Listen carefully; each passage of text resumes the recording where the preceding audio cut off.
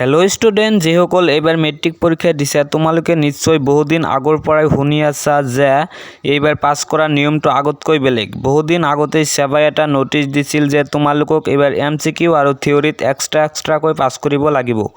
এমসিকিউটো 13 mark পাব লাগিব আৰু থিওৰিটো 13 মাৰ্ক পাব লাগিব। কিন্তু তোমালোকৰ মেট্ৰিক পৰীক্ষাৰ কোশ্চেন পেপাৰখনত এইটো নিয়ম উল্লেখ কৰা নাই যে এমসিকিউটো পাস কৰিব লাগিব থিওৰিটো পাস কৰিব লাগিব। কোশ্চেন পেপাৰখনত দিয়া আছে 90 ৰ মাজত 27 পালি পাস। তেনেহলে হলনি কৰা হৈছে নেকি পাস কৰাৰ নিয়ম যে আগৰ নিয়মৰ ধৰে 27 পালি পাস। এই কথাটো কিমান সঁচা মই তোমালোকক কৈ আছো। তাৰ আগতে তুমি যদি আজিজুল এডুকেশ্যন চেনেলটো সাবস্ক্ৰাইব কৰা নাই তেনেহলে এতিয়াই সাবস্ক্ৰাইব কৰি দিয়া আৰু ভিডিওটোত এটা লাইক কৰি দিয়া।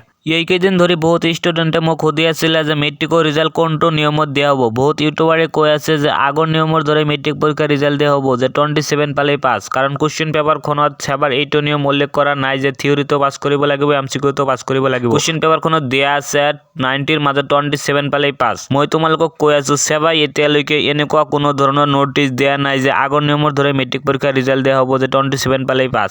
এইটো কথা সঁচা যে কোশ্চেন পেপাৰখনত সেবাই এনেকুৱা নিয়ম দিয়া নাই যে এমসিকিউটো পাস কৰিব লাগিব থিওৰিটো পাস কৰিব লাগিব। কোশ্চেন পেপাৰখনত দিয়া আছে 90 ৰ মাজত 27 পালি পাস। কিন্তু বহুত দিন আগতে সেবাই দিয়া নোটিছখনত এইটো নিয়ম উল্লেখ কৰা আছিল যে কোশ্চেন পেপাৰখন 4টা সেটত ভাগ কৰা হ'ব। পিছত সেবাই দিয়া এই নিয়মটো সঁচাই মেট্ৰিক পৰীক্ষাত ফলো হ'ল। সেইকাৰণে সেবাৰ এইটো নিয়মক আমি অবিশ্বাস কৰিব নোৱাৰি যে এমসিকিউ আৰু থিওৰিত দুটাতে পাস কৰিব নালাগিব। মেট্ৰিক পৰীক্ষাতো তোমালোকক এমসিকিউৰ কাৰণে ওমাৰ চিট আৰু থিওৰিৰ কাৰণে এক্সট্ৰা বহি দিয়া হৈছিল।